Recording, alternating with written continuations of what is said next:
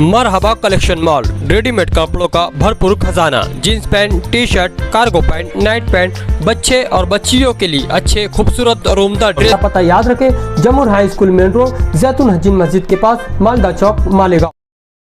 मुझे बोला डॉक्टर साहब ये बोल रहे हैं कि उस एरिया में भी चाहिए, बिल्कुल जहाँ ज़रूरत है वहाँ होगा, लेकिन आपने शुरुआत में एक बात बोला कि एक नॉर्म्स है कि आबादी इतनी चाहिए। तो आपको बता दूँ कि आगरा रोड का शुमाली हिस्सा, ये शुमाली हिस्सा जो मर्चेंट नगर से लेकर दरेगांव तक है, मर्चेंट नगर से लेकर वड़गांव तक और वड़गांव से लेकर दरेगांव तक, ये पूरा हिस्सा जो है तकरीबन 7 किलोमीटर का रकबा है।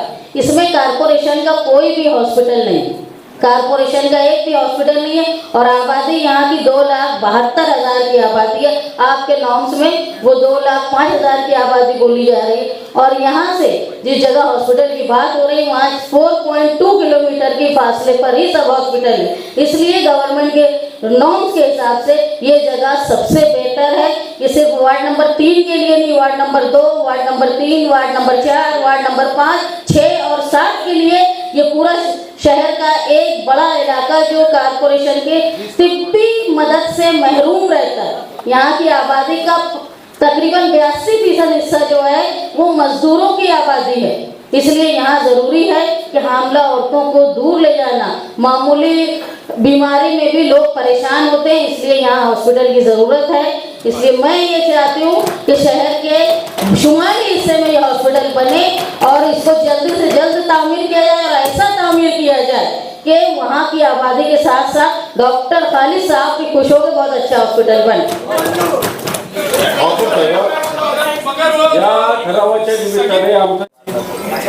महापौर मैडम, ये एक अहम सवाल है बीओएमएस डॉक्टर का। मालेगांव शहर में एक बड़ी तादाद बीओएमएस डॉक्टर की है।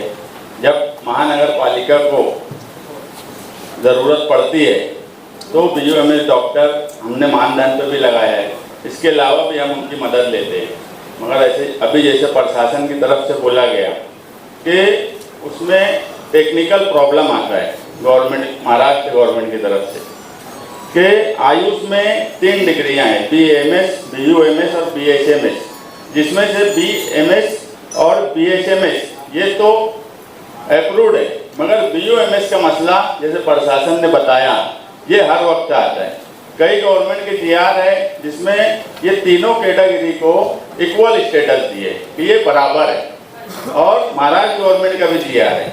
हम उस जीआर को फॉलो करके, मेरे पास एक महाराष्ट्र शासन का 4 सितंबर 2014 का जीआर है, उसमें 10% जो है बीओएमएस डॉक्टर को लेना कि सेवेसाठी उपलब्ध हो असून त्याचे 10% बीओएमएस डॉक्टर लेना, मतलब 10% लेना एक गवर्नमेंट का जीआर भी है इसमें।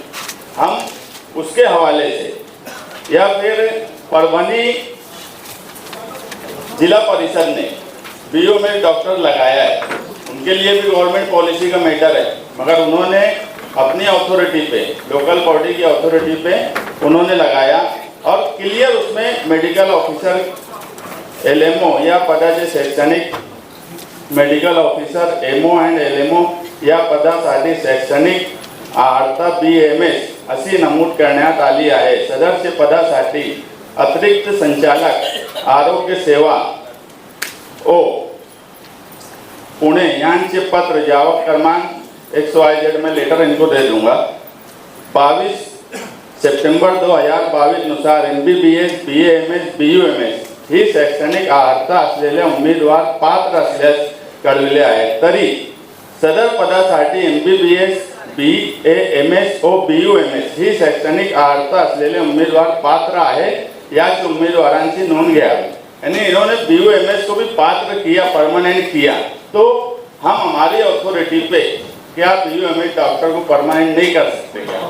अगर परभनी जिला परिषद किया है, गवर्नमेंट का जीआर है जिसमें 10% बीओएमएस लेना, हमारे जितने डॉक्टर्स हैं आरोग्य डिपार्टमेंट में उसमें 10% हम ले सकते क्या?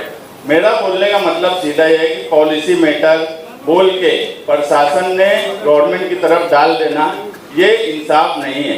रास्ता निकालना ये प्रशासन का काम है। हम अगर महासभा हॉल में ये विषय लिए तो सबको मालूम है कि ये पॉलिसी मैटर है, ये तो गवर्नमेंट की तरफ जाएगा।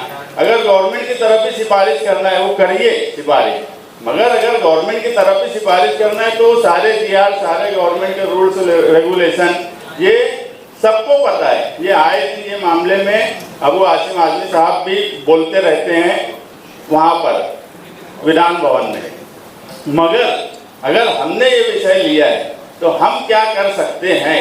ये प्रशासन ने काम करना, रास्ता निकालने का काम करना, रास्ता दिखाने का काम प्रशासन ने हमको नहीं करना। हमारे यहाँ मसला है कि प्रशासन हमको रास्ता दिखाता है, और मैं आरोग्य डिपार्टमेंट से गुजारिश करूँगा, हेल्थ ऑफिसर आहिरे मैडम, कि आप रास्ता निकालिए। निकालने के लिए अगर हमको कुछ ज़रूरत पड़ती है तो हमारे साथ बैठिए, आप इनकी मीटिंग लीजिए। हमारे अपोजिशन में डॉक्टर खालिद खुद बीओ में डॉक्टर हैं, उनको अच्छा नॉलेज होगा इसमें। मेरा बोलने का मतलब ये है कि मिलजुल कर हॉल में रास्ता निकालने का काम करना, रास्ता दिखाने का काम नहीं करना। ये विषय पे सभी पक्ष के लोगों ने बोला। हम देख रहे हैं 11,000 कॉलोनी के सवाल पर हर सियासी लीडर, समाजी कामकाज करने वाला हमेशा ये बात बोलता रहा कि वहाँ सुविधा नहीं है। ये बात बिल्कुल सच है, मगर पहली बार ऐसा हो रहा है कि सीरियसली अमली तौर पर 11,000 कॉलोनी के ताल्लुक से सोचा जा रहा है और काम करने की तरफ हम जा रहे हैं। ये बात तो सभी नगर सेवकों ने, प्रशासन ने देखना चाहिए। ये पिछली महासभा से कनेक्टेड मैटर है।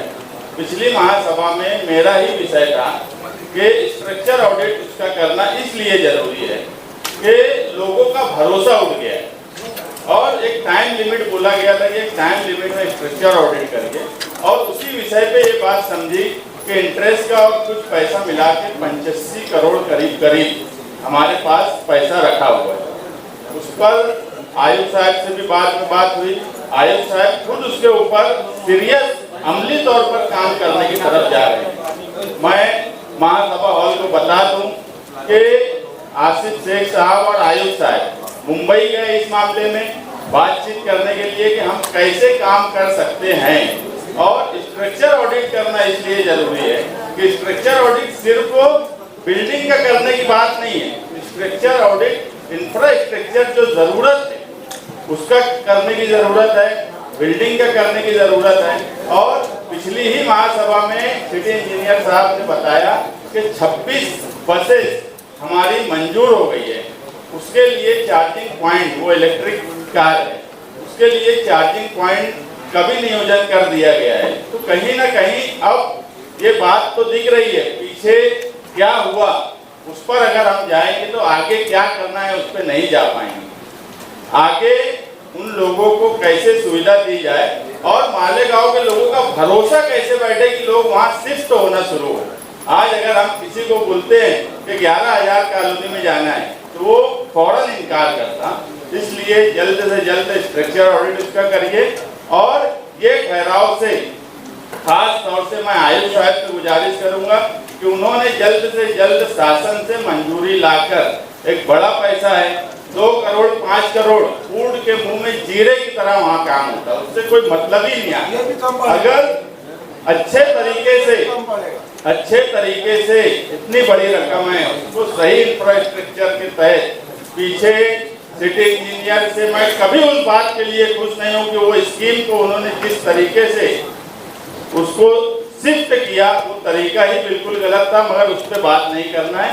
मुझे अब ये बोलना है कि खास तौर से इंजीनियर और सिटी इंजीनियर ने उस पैसे का अगर आयुक्त साहब मंजूरी लेके आते हैं तो ऐसा कोई नियोजन बनाए कि लोगों को सही मानों में, अगर हम लोग आप बैठे हैं, अगर हम ईमानदारी से अमली तौर पर कोशिश कर रहे हैं तो प्रशासन का भी काम है कि वो ईमानदारी से, मेहनत से उन लोगों के लिए काम करे और उनको ऐसी सुख सुविधा दे कि आगे से लोग खुद हमको बोले कि 11,000 कॉलोनी में हमको जाना है।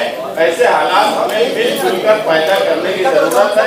इसी के साथ ही मैं कहूँगा कि सबकी सहमति से ये विषय पास किया जाए और आयुक्त साहब इसे जल्द से जल्द मंजूर करके लाए। 5 कोटी का जो बजट है, 2.5 कोटी एजुकेशन पर खर्च करना और 2.5 कोटी आरोग्य पर खर्च करना, इसमें कंस्ट्रक्शन करना गवर्नमेंट की तरफ से नहीं है। स्कूलों में 2.5 कोटी घर से करना। अभी हमारा जनरल बोर्ड का बजट भी आया नहीं है। मेरी आपसे ऐसी गुजारिश है कि ऐसे स्कूलें जहाँ पे हम जनरल फंड से कंस्ट्रक्शन कर सकते हैं और वहीं पर ये डिजिटल बोर्ड लगाना, कुछ डेस्क वगैरह करना, तो जो ज़रूरत की स्कूलें हैं उसको करना। मराठी स्कूल मालेगांव शहर में 2, बाकी सब उर्दू स्कूलें हैं। उर्दू स्कूल में भी मराठी कंपलसरी है, क्योंकि इसके जियाद में मराठी स्कूलों में करना ऐसा लिखा है। तो मराठी स्कूल 2 है, वो भी की जाए। और उर्दू स्कूलें जहाँ पर इसकी ज़रूरत है, यानी डिजिटल करने के लिए इंटरेक्टिव डिस्प्ले बोर्ड और डेस्क वगैरह, लेकिन ऐसे आदमी से काम करवाना, ऐसे ठेकेदार से काम करवाना कि जिसमें भ्रष्टाचार ना हो। क्योंकि एक मामला आपने खुद इंक्वायरी लगाई है, हमारे आमदार साहब ने इंटरेक्टिव डिस्प्ले बोर्ड 5-5 लाख रुपये का दिया, जो कि जेम पोर्टल पर 1,19,000 उसकी कीमत थी। अगर ऐसा भ्रष्टाचार एजुकेशन में होगा और इससे भी हमको डिस्प्ले बोर्ड और डेस्क लेना है, मालूम पड़ा 2.5 करोड़ का बजट है, उसमें 5-10 लाख का एक इंटरेक्टिव डिस्प्ले बोर्ड ठेकेदार दे दे, तो आप भी इंक्वायरी लगाए हो तो ऐसे आदमी से काम करवाओ कि कम से कम एजुकेशन फील्ड और आरोग्य में जो 2.5 करोड़ देना है वो आरोग्य केंद्र है, सैनिटरी पैड की मशीन है, ये ज़रूरत की चीज़ें हैं। ऐसे सोनोग्राफी मशीन, ऐसे आरोग्य केंद्र जो झोपड़पट्टी के हिस्से में, वहाँ पर सैनिटरी पैड की मशीन, आरोग्य केंद्र, सोनोग्राफी की मशीन, तो ये ध्यान में रखा जाए कि झोपड़पट्टी के गरीबों की जो बस्तियाँ हैं वहाँ पर ये लगाई जाए। और स्कूलें भी ऐसी चुनी जाए जहाँ आप अपने फंड से कंस्ट्रक्शन करें कि एक ही वक्त में अगर 10 ही स्कूल बनती है तो ऐसी मिसाली स्कूल बने कि ये फंड का भी इस्तेमाल हो जाए। और हमारे आप जो जनरल फंड से स्कूलों में फंड देने वाली हो आपका ऐलान है,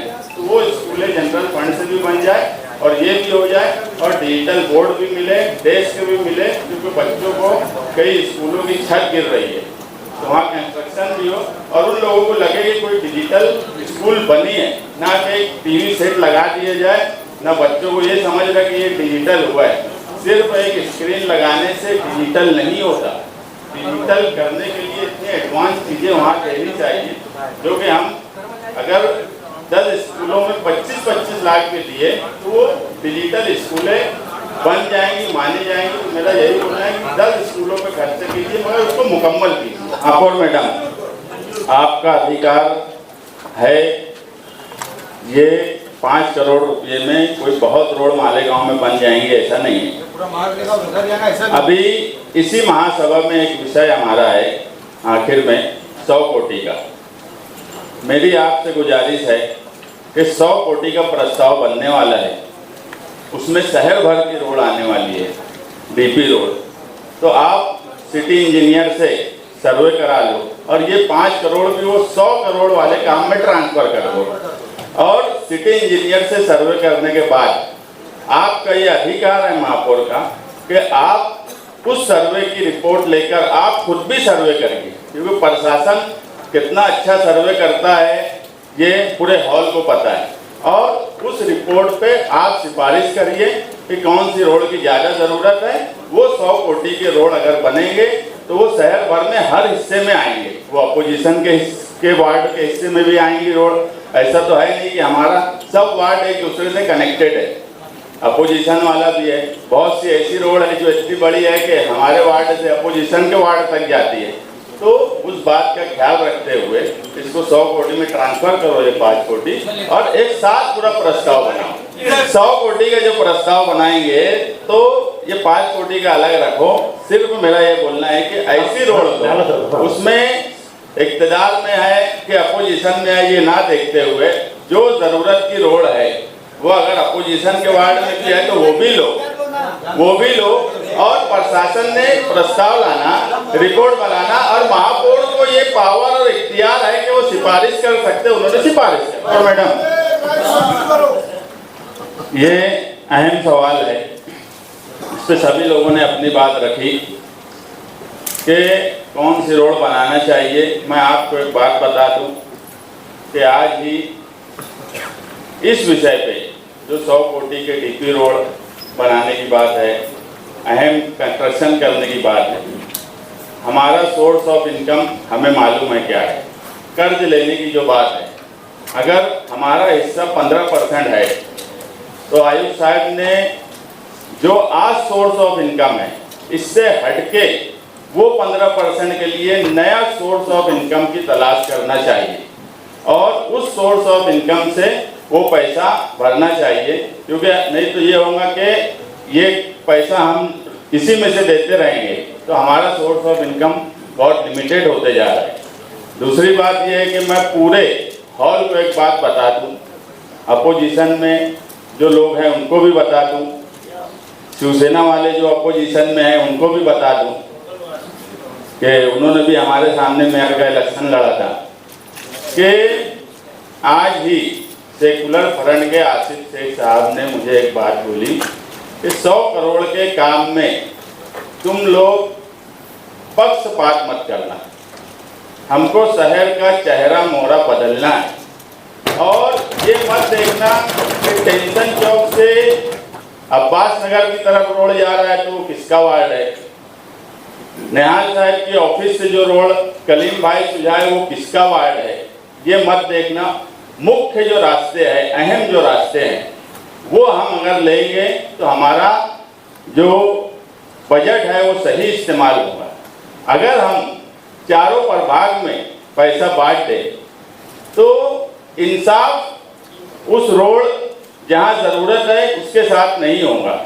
ये हो सकता है कि हमें ज़रूरत प्रभाग 3 में 50 करोड़ की पड़ जाए, प्रभाग 2 में कम पड़े, प्रभाग 1 में कम पड़े। तो ज़रूरत के मुख्य रास्ते लेना, सोर्स ऑफ इनकम 15% कर्ज जो लेने की बात है उसके लिए नया रास्ता, ये आयुक्त साहब की जिम्मेदारी है प्रशासन की कि उन्होंने सोर्स ऑफ इनकम के नए रास्ते निकालना। हम सेकुलर फ्रंट के लोग मुसलसल ये कोशिश कर रहे हैं कि शहर का चेहरा मोहरा तब्दील हो, शहर तब्दील दिखे, शहर में अतिक्रमण का सवाल जो है उस पर काम कर रहे हैं। सोर्स ऑफ इनकम बढ़ाने के लिए स्टैंडिंग में हमने एक उप समिति बनाई कि जो लोग कारपोरेशन की जगह पे सालों से हैं और किराया नहीं देते उनकी सोर्स ऑफ इनकम बढ़े। तो अगर हम काम कर रहे हैं तो प्रशासन ने मदद करना उसमें। मैं बार बार जो बोल रहा हूँ कि प्रशासन की मदद जैसी होना चाहिए, प्रशासन वैसी मदद नहीं करता। नगर सेवक को क्लर्क और सिपाही के जैसा काम करना पड़ता है, सभी नगर सेवक का यही हाल है। प्रशासन को हम अगर एक काम बोलेंगे तो जब तक हम उसका रास्ता उनको नहीं बताएंगे वो काम करना ही नहीं जानते। तो सोर्स ऑफ इनकम बढ़ाने की कोशिश कीजिए और रास्ते में पूरा हॉल अपोजिशन के लोग, शिवसेना और इमाम के लोग ये इत्मीनान रखें कि हम इंशाअल्लाह जो ज़रूरत की रोड है वो देंगे। हम ये नहीं देखेंगे कि हमारे रिश्तेदार वालों का वार्ड है वहीं दी जाए, क्योंकि मुख्य रास्ते जो है वो शहर के बीच से गुजरते हैं। इसलिए वार्ड पार्टी ये इसमें सवाल नहीं है। आप सब लोग इत्मीनान रखिए, प्रशासन जो रिपोर्ट देगा मेयर साहिबा उसकी सिफारिश करेंगे और इंशाअल्लाह इंसाफ सबके साथ होगा। बोलना नहीं चाहता था, मुझे लगता था कि हॉल के तमाम ही लोग हमारे विरोध में शिवसेना वाले हैं, मगर उन्होंने भी खुलकर पूरे दिल से हिमायत की, मगर साथ झुकते भी नहीं, नजर आते भी नहीं। इस तरह की बात करना ये बराबर बात नहीं है। अगर निहाल साहब का 99वां गौरव दिवस के तौर पर कोई जगह पर एजुकेशनल हब के लिए महासभा में प्रस्ताव आया है तो निहाल साहब के मामले में एकदम साफ क्लियर होता, या तो निहाल साहब के साथ में है या निहाल साहब के खिलाफ में। मैं चाहता हूँ उनकी जिंदगी भी, और बहुत साफ वो बोलते भी थे, जिस तरीके से उनकी जिंदगी थी, साफ खिलाफ में रहो या साफ साथ में रहो, इस तरह की पॉलिसी निहाल साहब के नाम पर जवाब मांगा जा रहा है। एजुकेशनल हब बनाने की वहां पर बात है, जो एमआईएम के लोगों का ये तरीका है ये बिल्कुल गलत तरीका है। मेरा साफ बोल रहे हैं, मुखालफत करना है मुखालफत करो, वोटिंग करवाना है वोटिंग करवा लो, इतराज नहीं है, इतराज नहीं है। मगर जिस तरीके से बात की जा रही है वो कहीं ना कहीं गैर मुनासिब बात है और ये तरीका बराबर नहीं है। महासभा को ये इख्तियार है कि वो निहाल साहब का नाम वहाँ पर दे, पेंशन हब बनाने की बात मंजूर करे। अगर सुबह वोट कराना चाहता है तो वो वोट करवा ले, सूचना लेके आए, मगर साथ छुपते भी नहीं, सामने आते भी नहीं। यानी जो पॉलिसी है मैं उसकी मुकम्मल करता हूँ कि इस महासभा में जो तरीकाकार है, साफ आप बोलो ना कि हमको इसकी मुखालफत करना है। एक राय से मैं तो बोल रहा हूँ वोटिंग करवाओ, वोटिंग करवाओ। देखो महापौर मैडम, निहाल साहब सबके लिए एक आदरणीय नेता है। यहाँ पर बैठा हुआ हर शख्स उनकी इज्जत करता है और करता है। ना हमको ये विषय से विरोध है, न ये जो प्रस्ताव आया उससे विरोध। हम निहाल अहमद के साथ हमने भी कुछ वक्त काम किया। निहाल अहमद साहब ने भी हमको सिखाया कि अपने हक के लिए लड़ना। हम इस चीज की बात बोल रहे हैं कि एक खातून काउंसिलर को ये चाहती है कि मैंने कोई सवाल किया है तो मुझे उसका इत्मीनान बख्श जवाब मिल जाए। आप एकदम साफ ये नोटिस में ले लो कि इस विषय की एमआईएम मुखालफत नहीं करता। इसमें हमारी सूचना को हम सूचना भी यानी ये अनुमोदन भी देते और हमारा तो क्या बोलेंगे, अनुमोदन के अलावा क्या सूचना भी हमारी है, ले लो मंजूरी। लेकिन सिर्फ नहीं, ये हमारा हक है ना, ये हमारा हक है, सदस्य का हक है, ये सदस्य का हक है। इसमें मुखालिफत क्या है? ये कानूनी मालूमात है, ये कानूनी मालूमात है, ये सदस्य का कानूनी हक है कि उसका पूछा गया कानूनी हक है। और ये महासभा के कानून में ये कॉर्पोरेशन एक्ट ने उसको हक दिया है कि वो अपने पूछे गए सवाल का जवाब हासिल कर सकती है। जवाब आने के बाद पहले आपने जवाब एक महिला सदस्य उसके जज्बात को समझो। हमारी सूचना भी है और उसको अनुमोदन भी है, हमारी तजवीज की मंजूरी भी है। एक जवाब देना नहीं चाहते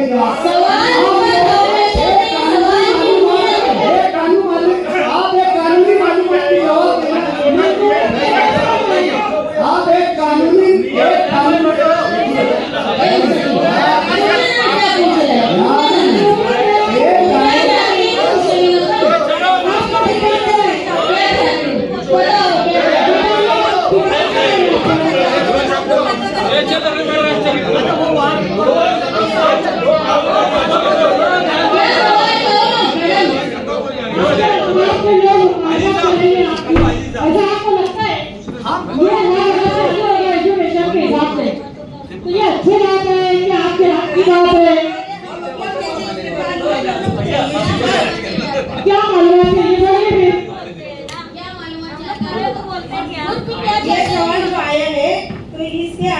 लोगों की मंजूरी लेना जरूरी है क्या? अगर कॉर्पोरेशन की जगह है तो मंजूरी की जरूरत नहीं।